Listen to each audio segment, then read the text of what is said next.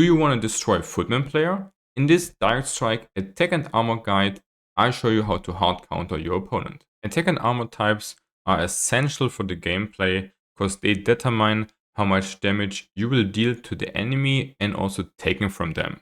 The goal is that you are dealing additional damage to your enemy and taking reduced one. To do so, I will show you what you need to understand. First of all, spell and hero damage is during the whole game very valuable because they are dealing 100% to nearly all sources. In the table to the left, you see in the red, orange and green spots what are the strengths and weaknesses of each attack and armor type.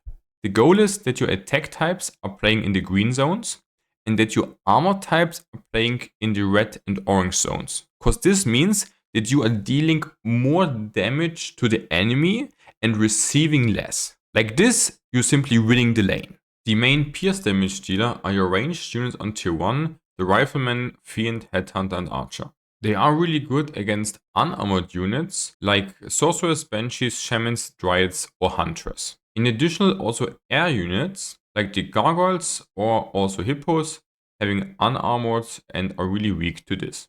Nearly all air units having light armor and are really vulnerable to the pierce damage because they take double damage from it. Units like Spellbreaker or also Raider having medium armor and taking 25% less damage from pierce attacks. And fortified units like Siege Engines taking even 65% less damage and are really good against pierce for this.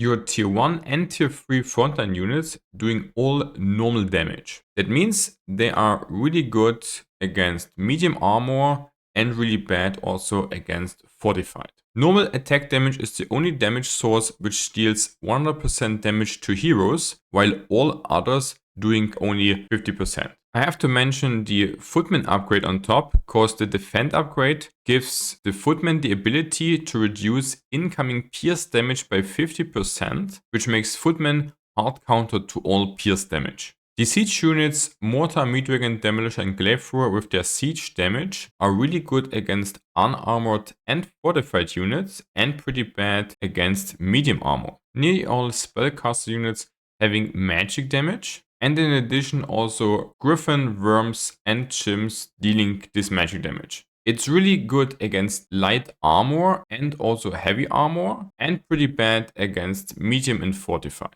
Heavy armored units are your tier 1 and tier 3 frontliners, except of Huntress and MGs or siege tanks. In addition, there are also spell immune units in the game, like Dryad and Spellbreaker, which can't get attacked from magic damage. This means they will just run through, and this can fuck up the enemy positioning really hard, and you can easily wreck with Dryads, for example, Shamans. Here's an example now of how you want to play ideally. We have Footmen and Talents and playing against Footmen and Archer in this game. And even though the enemy has a stack with a Lich and TC, so he's favored to win it, we are able to tie this wave out because our Talents doing additional damage to the enemy Footmen, but the Archer are dealing only 50% damage to our Defend Footmen. This means we are dealing more damage, taking less, and even can tie out a lane which we never would run elsewise. The table with the attack and armor types are also linked below in the description, guys. I would recommend that you just open up this table during your games, then you can learn this the easiest way. If you like the video, then subscribe and like there, guys. Thanks!